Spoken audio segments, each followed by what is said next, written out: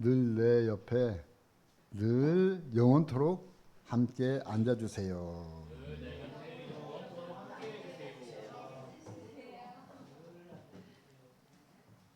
당신은 축복의 근원입니다.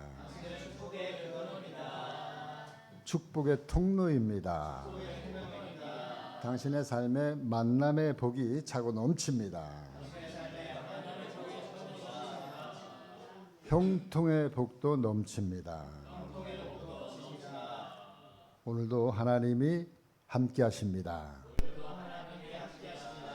하나님이 역사하십니다. 치료하십니다. 고치십니다. 살리십니다. 아멘. 어떤 아이에게 기도를 하라고 했는데 그 아이가 알파벳만 열심히 외우더라는 거예요. 알파벳. 그래서 너는 기도하라고 하는데 왜 기도는 안 하고 알파벳만 외우느냐 했더니 내가 기도한다고 기도한 대로 되는 게 아니잖아요. 하나님이 원하는 대로 되는 거니까 하나님 마음대로 알파벳 글자를 조합해가지고 하나님이 응답의 말을 만들어서 응답해 달라. 그렇기 때문에 알파벳을 외웠다. 이렇게 이야기했다는 거예요. 그러니까 우리가 기도를 해도 별 의미도 없고 별 효과도 없다는 그런 그 일종의 반항처럼 느껴지는 아이의 말이에요. 모든 것이 하나님의 뜻 가운데서 정해져 있다면 우리가 왜 기도해야 하는가? 성경은 그럼에도 불구하고 기도하라. 쉬지 말고 기도하라. 이렇게 우리에게 명령하고 있습니다. 왜냐하면 하나님의 정해진 그 마음을 움직일 수 있는 유일한 창구가 기도라는 거예요. 기도. 하나님이 설사 마음이 정해졌다 할지라도 그 마음을 움직일 수 있는 유일한 그러한 그 방법이 기도라는 거 하는 거예요. 우리의 필요와 형편과 사정과 모든 것을 다 알고 계신 전지하신 하나님께서 우리에게 기도하라고 말씀하고 있어요. 그 말은 뭐냐면 내가 알고 있다. 내가 들어주마. 이게 깔려 있는 거예요. 바로 하나님의 뜻을 돌이키게 하는 것이 기도입니다. 기도하면 하나님께서 당신의 뜻을 돌이키세요. 소돔과 고모라 성이 망할 때 아브라함이 하나님 앞에 나와서 하나님, 이 성에 50명의 의인만 있으면 하나님이 이 성을 구해주세요. 그 하나님이 듣고 그래, 내가 구해주마. 근데 아무리 봐도 50명이 안 될 것 같아요. 그러니까 아브라함이 다시 얘기합니다. 하나님, 45명이면 안 되겠어요? 그래, 내가 45명까지 받아주지. 아무리 세어봐도 45명도 무리인 것 같아요. 그래서 다시 하나님 앞에 이야기합니다. 하나님, 죄송하지만 40명으로 조금 줄일게요. 그 하나님도 그래, 40명까지 내가 이해하마. 근데 세어보니까 40명도 안 될 것 같아요. 큰일 났어.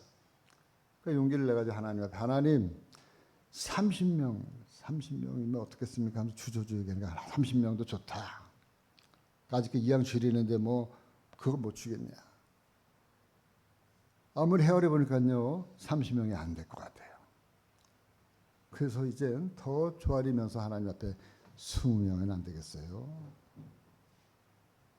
그 하나님이 20명, 20명도 내가 넉넉하게 내가 써가지고 내가 들어주마. 이제 마지막으로 한번 쉬어봤어요. 이 성 안에 소돔과 고모라 성 안에 수명 정도는 의인이 있겠지.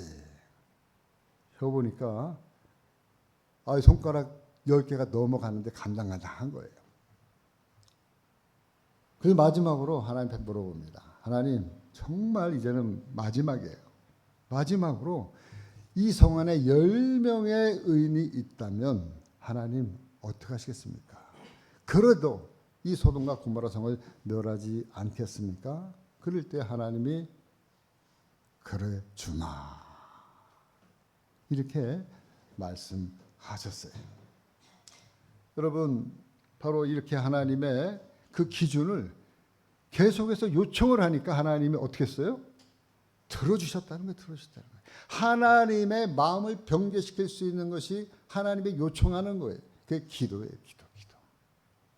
여러분, 하나님은 우리의 기도를 얼마든지 아니오가 아니라 예로 들어주시는 분이신 줄 믿으시기를 주님의 이름으로 축원합니다. 여러분, 모세가 십계명을 받으러 시내산에 올라갔어요. 이스라엘 백성들이 금송아지를 놓고 거기다가 경배하고 춤추고 난리가 났어요. 그때 하나님이 진노하셨어요. 그래서 내가 이 백성들을 다 진멸해 버리겠다. 이렇게 모세에게 이야기를 했어요. 그 이야기를 들었던 모세가 하나님의 산에 올라가서 하나님 앞에 간절히 간구합니다. 기도합니다. 부르짖습니다. 그럴 때 하나님이 어떻게 하셨나?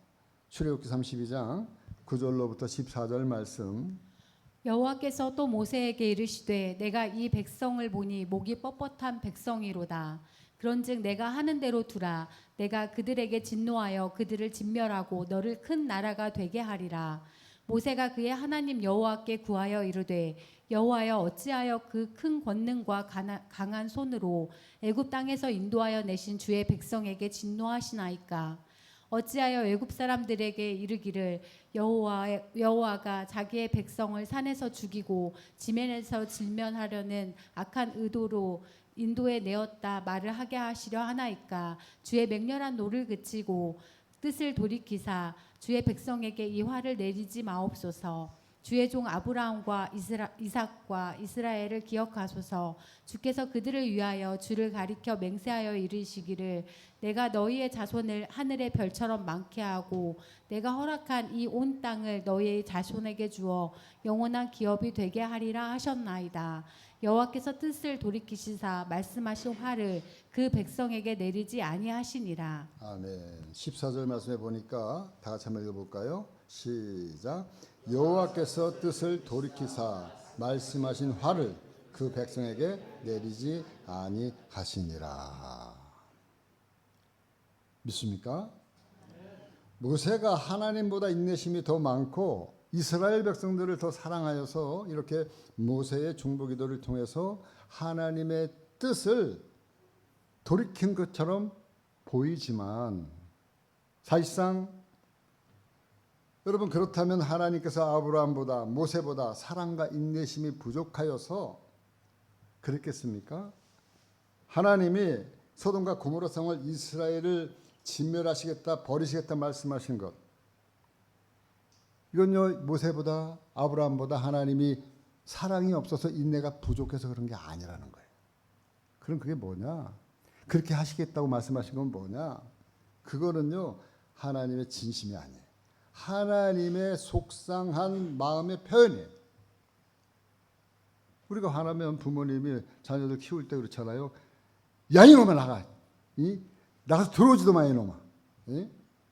저는 밥도 주지 마 이놈. 그러면서 막 혼내잖아요. 그 부모님이 나가라 이놈. 밥도 주지 마라 이놈. 이것은요 비록 혼내는 말이지만 말의 표현이지만 그 속은 뭐예요? 속상함의 표현이에요. 속상함의 표현. 그 하나님이 이스라엘이 진노하겠다, 멸하겠다 이렇게 말씀하신 것은 정말 아브라함처럼 모세처럼 저들이 사랑이 인내심이 부족해서가 아니라 하나님이 너무 사랑하기 때문에 그렇게 하나님의 속상함의 표현을 그렇게 했다는 거예요. 여기서 하나님이 소돔과 고모라성을 멸하실 때에도 하나님이 아브라함보다 소돔과 고모라성을 더 사랑하지 않아서 아브라함의 그 중보 기도를 통해서 의인의 숫자를 줄여 나가신 것이 아니라는 거예요. 늘 여러분들에게 말씀드리지만 하나님의 모든 관심과 집중은 어디 있냐면 구원과 회복에 있다는 거예요. 전 성경은 그거를 우리에게 가르쳐 주려고 얘기하는 거예요. 내가 너를 구원하겠다. 내가 너를 반드시 회복시키겠다. 한 사람이라도 구원받는데 한 사람이라도 회복시키는데 우리 하나님은 온 마음을 쏟으시는 거예요. 거기에 초점이 있는 거예요. 하나님의 최대의 관심은 회개한 의인 10명이 아니라 아직 회개하지 않은 한 사람, 그 한 사람에 있다는 거예요. 그 한 사람을 위한 중보 기도, 이 아브라함의 중보 기도를 하나님이 기뻐하셨습니다. 오늘도 하나님 변함없이 한 사람을 찾아 나서고 계시는 거예요. 여러분, 타락한 이스라엘 백성들을 향해서 하나님은 이렇게 말씀하고 있습니다. 에스겔서 22장 29절에서 31절 말씀. 이 땅 백성은 포악하고 강탈을 일삼고 가난하고 궁핍한 자를 압제하고 나그네를 부당하게 학대하였으므로 이 땅을 위하여 성을 쌓으며 성 무너진 데를 막아서서 나로 하여금 멸하지 못하게 할 사람을 내가 그 가운데서 찾다가 찾지 못하였으므로 내가 내 분노를 그들 위에 쏟으며 내 진노의 불로 멸하여 그들 행위대로 그들 머리에 보응하였느니라. 주 여호와의 말씀이니라. 아멘. 여기 말씀 30절 말씀에 보니까 하나님의 진노를 막아서며 기도할 모세 같은 사람, 아브라함 같은 사람을 하나님이 찾으셨어요. 30절 말씀 보니까 이 땅을 위하여 성을 쌓으며 성 무너진 데를 막아서서 나로 하여금 멸하지 못하게 할 사람을 내가 그 가운데서 찾다가 어떻게 됐다고요? 찾지 못한 거예요. 나를 위해서 중보기도해 줄 사람을 찾다가 보니까는 하나님이 아무리 눈 씻고 찾아봐도 10명의 의인이 없는 것처럼 찾지 못하여서 결국에는 내가 그 내 분노를 저들 위해 내 진노의 불을 멸하여서 그들의 행위대로 그 머리에 보응하였다. 이렇게 말씀하고 있는 겁니다. 그러니까 하나님은 오늘도 똑같아요. 중보 기도자를 찾는 거예요. 찾고 있어요. 그렇기 때문에 여러분, 누구를 위해서 중보 기도한다는 거 굉장히 중요한 거예요. 왜냐하면 하나님이 그 중보 기도자를 찾고 있다고 말씀하고 있잖아요. 그렇기 때문에 저와 여러분들이 우리 교회에서 아무것도 아닌 것 같으나 우리 교회에 중보 기도, 그것을 A4를 놓고 늘 모든 예배에 하나님, 우리 늘푸른교회 학생, 청년, 장년, 저들의 앞날과 그리고 저들의 또 진학과 취업과 그리고 저들의 건강과 병고침과 이런 것들을 위해서 날마다 기도하고 있는 그 기도가 헛것이 아닌 줄 믿어야 할 줄 믿습니다. 그렇기 때문에 우리가 기도 운동을 하고 있는 거예요. 하나님은 그 중보 기도를 하게 하시는 건 뭐예요? 들으시겠다는 거예요. 듣는 것으로 끝나는 게 아니라 응답해 주시겠다는 거예요. 기억하셔서 하나님이 역사하시겠다는 거예요. 할 수만 있으면 중보 기도를 통해서 우리가 하나님께서 모든 일의 우선순위를 저는 이 중보 기도를 우선순위로 두기를 원합니다. 여러분들이 모일 때마다 그 중보 기도에 나와 있는 그 중보 기도 한 사람 한 사람을 놓고 기도하는 것, 이거 얼마나 소중한지 몰라요. 많은 사람들은 자기 문제만 가지고 하나님 나 이 문제 해결해 주세요, 저 문제 해결해 주세요, 내 문제 가지고 막 얘기를 하지만 내 문제는 거기에 적혀 있지 아니하고 다른 사람의 문제만 가득 채워놓고 그 사람들 기도를 다 해주면 내 기도는 언제 해요? 다른 사람 기도해 줄 때 내 기도는 응답이 되어지는 줄 믿습니다. 이게 중보기도의 하나님의 능력이에요. 그러면 내가 중보기도하는 그 사람도 살고 그리고 나도 살고 함께 사는 그런 놀라운 역사가 이 중보기도 안에. 그렇기 때문에 하나님은 중보기도하는 자를 찾고 오늘도 우리에게 중보기도하라고 말씀하고 있는 겁니다. 바로 중보기도를 통해서 살아계신 하나님을 경험하고 체험하시기를 주님의 이름으로 축원합니다. 오늘 성경은 다니엘이 기도하기를 결심할 때 이런 말씀이 나오는데 그 결심할 그때의 역사적인 상황 설명이 잠깐 기록이 되어져 있어요. 짧은 말씀이에요. 오늘 말씀 9장 1절에 3절 말씀.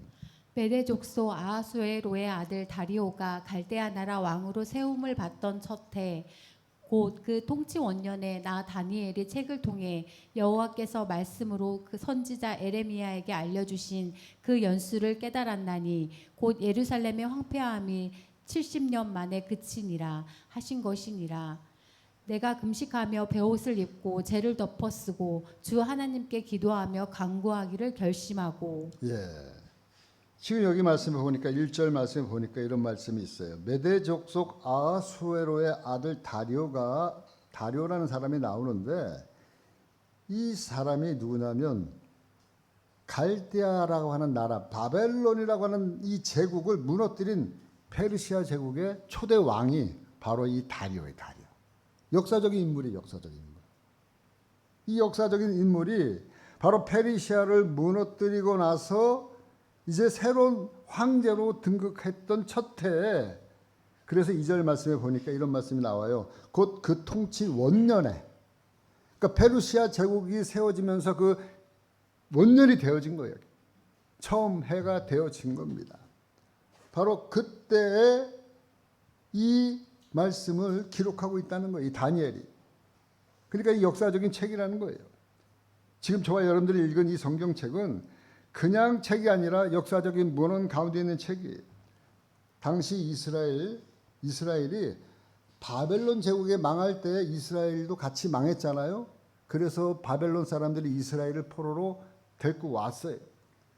끌고 와가지고 지금 포로 생활 가운데 다니엘도 포로로 끌려와가지고 있다가 바로 꿈 해석으로 말미암아 다니엘이 총리가 되어지고, 그리고 바벨론에서 페르시아로 넘어가면서까지도 이 다니엘이 하나님 앞에 쓰임을 받는 거예요. 나라의 총리로서.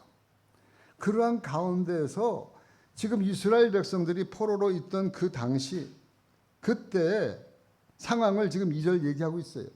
2절 말씀에 보니까 그 통치 원년에 나 다니엘이 책을 통해 여호와의 말씀으로 선지자 예레미야에게 알려주신 그 연수를 깨달았나니 곧 예루살렘의 황폐함이 70년 만에 그치리라 하신 것이니라. 그러니까는 지금 다니엘이 뭐라고 얘기했냐면, 내가 예레미야가 쓴 책을 지금 보고 있는데 거기에 보니까 어떤 말이 있어요? 포로로 끌려온 내 백성들이 70년 만에 포로 생활이 끝나는 거구나.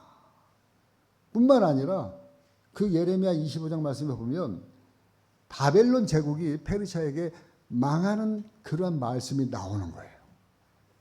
그러니까는 그거 갖다가 지금 다니엘을 목격하고 있는 사람이에요. 장본인이에요.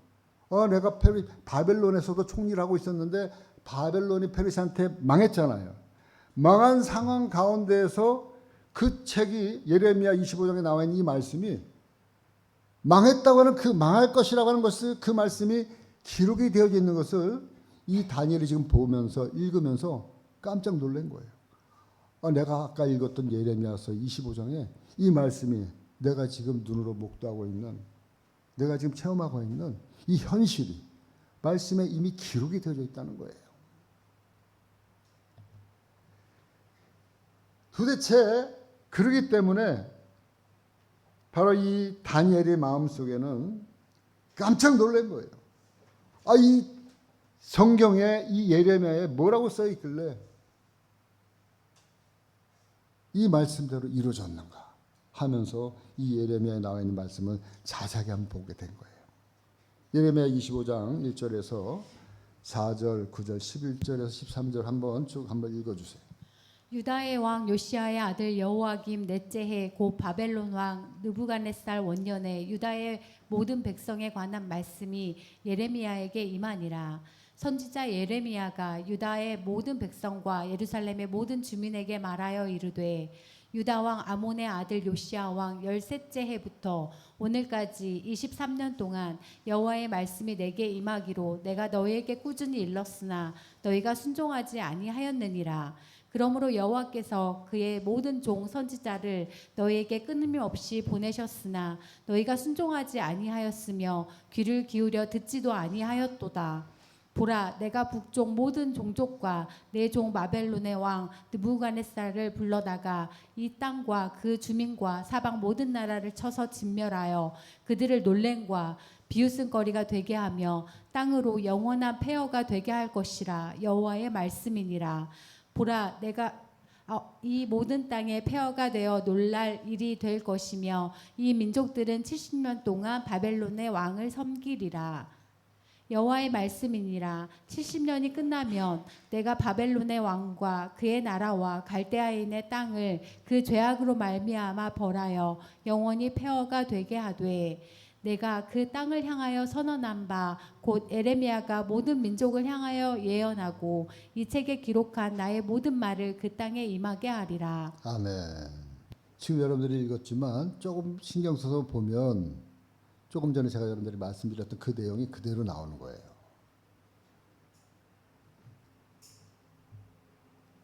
구절 말씀에 보니까 보라 내가 북쪽 모든 종족과 내 종 바벨론의 왕 느부갓네살을 불러다가 이 땅과 그 주민과 사방 모든 나라를 쳐서 진멸하여 그들을 놀램과 비웃거리가 되게 하며 땅으로 영원한 폐허가 되게 할 것이니라. 여호와의 말씀이니라. 여기서 나는 누구냐면 하나님의 하나님.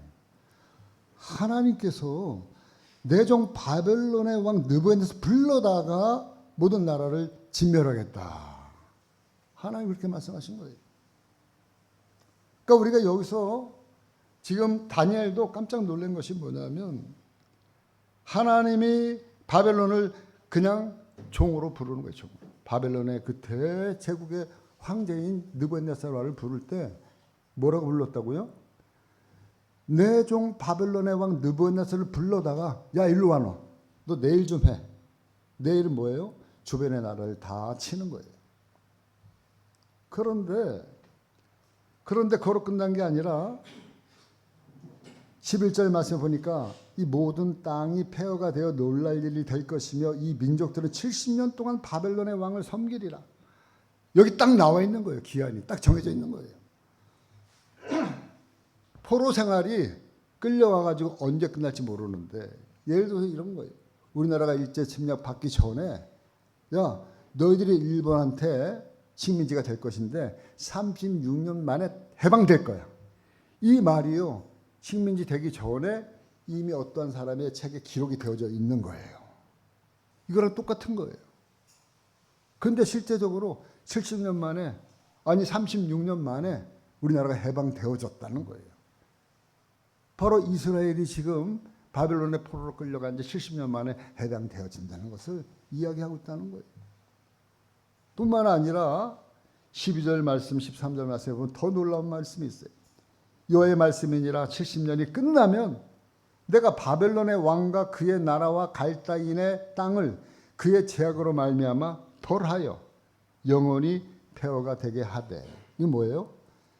내가 조금 전에는 바벨론을 갖다가 내가 도구로 사용했지만 바벨론을 보니까 죄악이 넘쳐나고 있어. 내가 바벨론도 멸망시킬 거야. 이 말을 지금 하고 있는 거예요. 그러니까 결국에는 바벨론도 누구한테 멸망당해요? 페르시아한테. 그러니까 페르시아한테 멸망당한 그 원년에 다니엘이 이 책을 보면서 깜짝 놀란 거예요. 아니 바벨론이 망한다는 소리를 지금 하나님은 이미 알고 여기 예레미야에 써놨네. 그러니까요 다니엘도 놀란 거예요. 다니엘도 뭘 보고 놀란 거예요? 하나님의 절대 주권, 하나님의 절대 주인, 하나님이 말씀하고 계획하고 하나님이 다 말씀하신 것은 지금 다 이루어졌어요? 안 이루어졌어요? 다니엘이 지금 살아있는 눈앞에 똑똑하게 지금 보고 있는 거예요. 다니엘이. 아니 그 대제국 여러분 미국이 넘어진다 그러면 믿겠어요? 근데 하나님은 미국이 넘어간다 이렇게 얘기한 거랑 똑같은 거예요. 여기 써놨다는 거예요. 그리고 써놓은 대로 바벨론이 무너졌어요. 페르시아한테. 그러니까 앞으로 70년 만에 이스라엘 백성들이 돌아갈 것은 기정사실이 되어지는 거예요. 그러니까는 이 다니엘의 마음속에 내가 무엇을 내가 바라리요? 내가 무엇을 더 원하리요? 내가 오직 바라고 원하는 것은 기도하고 간구하고 부르짖는 것 외에는 하나님을 알기를 원하는 것 외에는 내가 할 게 없겠구나 하고 나서 아까 오늘 본문의 3절 말씀에 3절 말씀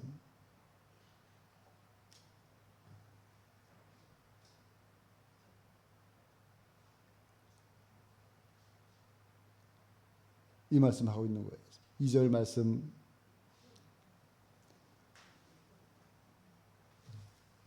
이 예레미야에게 알려주신 그 연수를 깨달았나니 곧 예루살렘의 황폐함이 70년 만에 그치리라 하신 것인지라 깨달은 거죠. 그러고 나서 3절이 넘어간 거예요. 3절에 뭐라고 나와 있어요? 내가 금식하며 베옷을 입고 죄를 덮어쓰고 주 하나님께 기도하며 간구하기를 결심했다. 그러니까 내가 살아날 방법은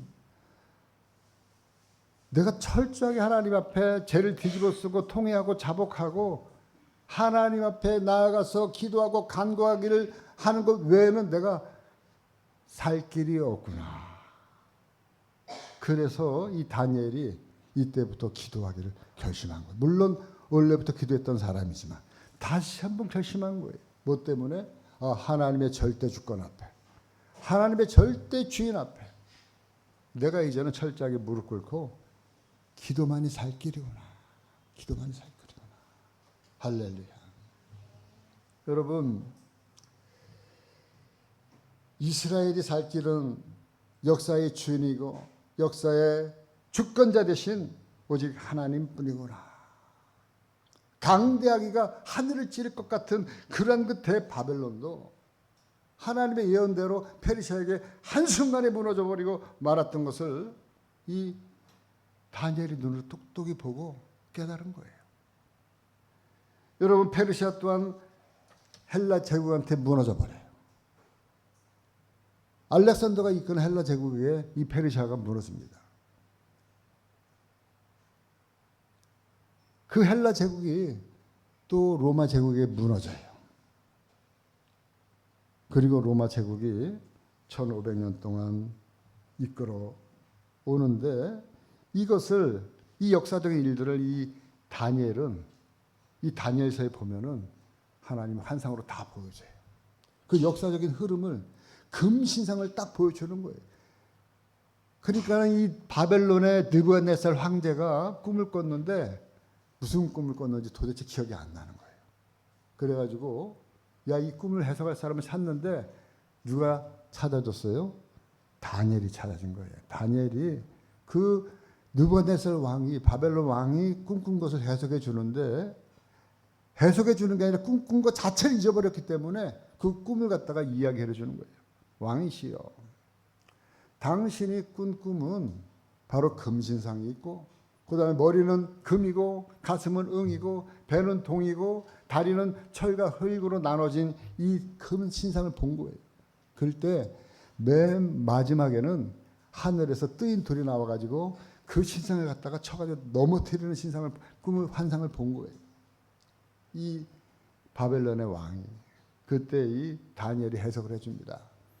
뭐라고 해석해 주냐면 당신이 보고 있는 이 얼굴의 금은 금나라인 바벨론이고 그 다음에 당신이 가슴에서 봤던 그 은나라는 페르시아이고 그 다음에 배에 있는 그 동은 바로 알렉산더가 이끌었던 헬라 제국입니다. 그러면서 역사의 순서를 쭉 얘기해 주는데 바로 당신의 발 아래에 있는 그 철은 뭐냐? 바로 철의 군대인 로마를 이야기하는 거예요.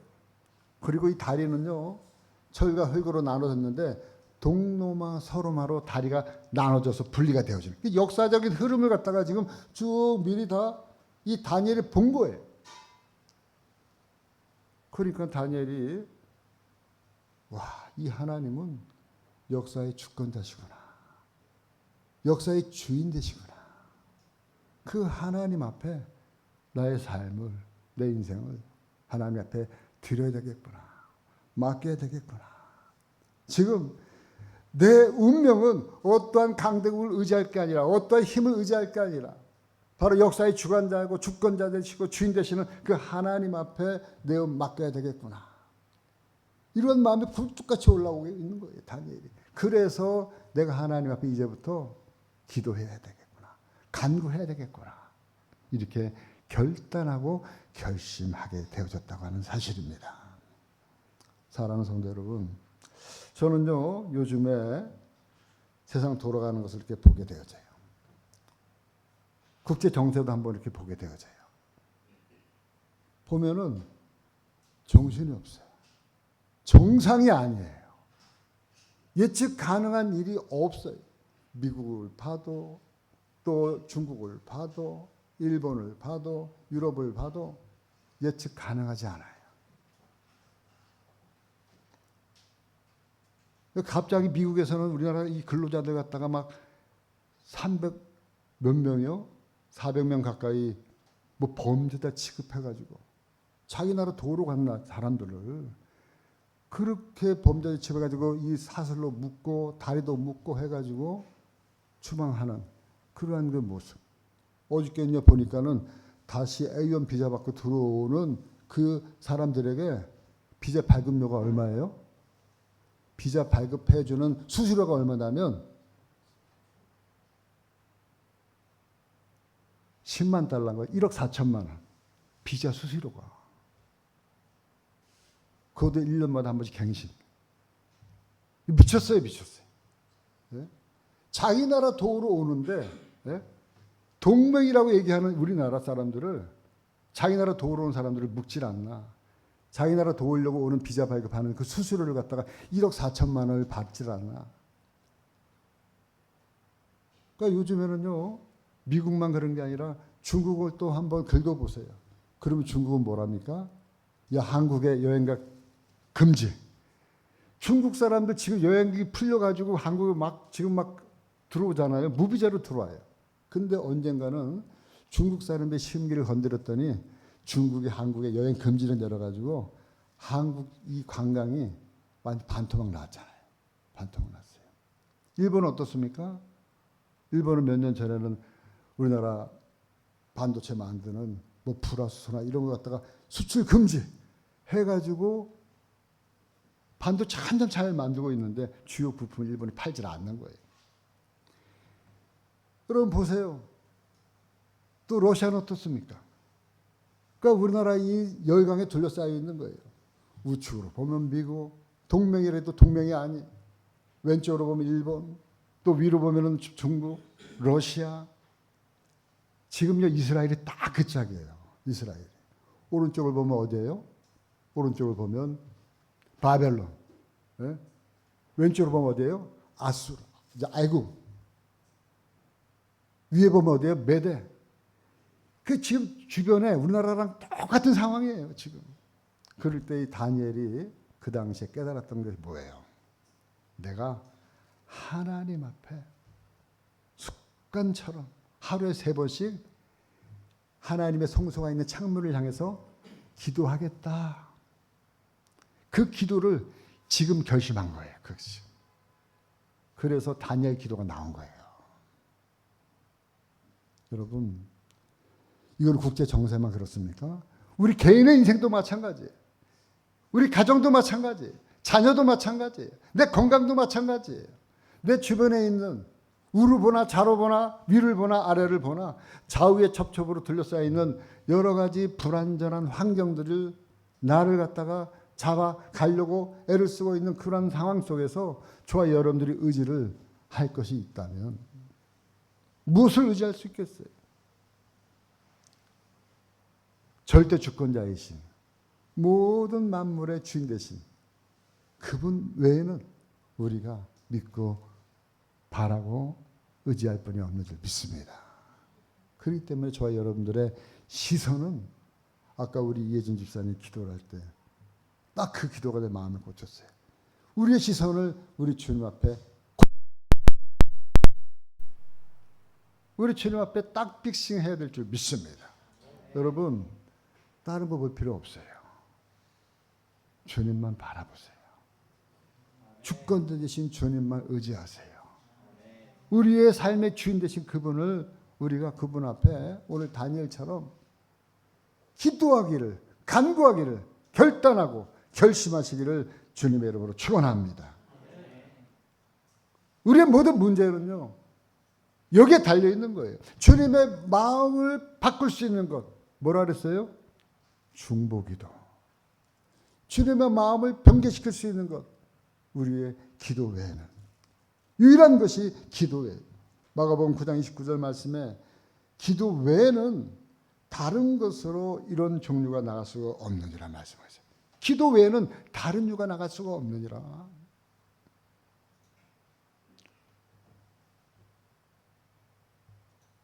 사랑하는 성도 여러분, 역대상 29장 11절 12절 말씀 읽고 오늘 말씀 마치겠습니다. 역대상 29장 11절 11절 12절 말씀 다 같이 시작. 여호와여, 유대하 신과 권능과 영광과 승리와 위엄이 다 주께 속하였사오니 천지에 있는 것이 다 주의 것이로소이다. 여호와여, 주권도 주께 속하였사오니 주는 높으사 만물의 머리심이니이다. 부와 기가 주께로 말미암고 또 주는 만물의 주제가 되사 손에 권세와 능력이 있사오니 모든 사람을 크게 하심과 강하게 하심이 주의 손에 있나이다. 아멘. 여러분, 이 말씀 우리가 암송했잖아요. 그동안 자주 암송했던 말씀이에요. 이 말씀 우리가 꼭 부여잡아야 될 줄 믿습니다. 우리 그분 앞에 머리 숙여야 돼요. 그분 앞에 우리가 무릎 꿇어야 돼요. 그럴 때 우리는 산 소망이 있는 거예요. 하나님이 붙드시면 그 누구도 우리를 데려갈 수가 없어요. 하나님의 긍휼하심, 하나님의 그 긍휼하심 앞에 우리가 호소해야 될 줄 믿습니다. 다니엘의 기도의 결심도 우리가 함께 오늘 이후로 동참합시다. 기도의 사람으로 살아갑시다.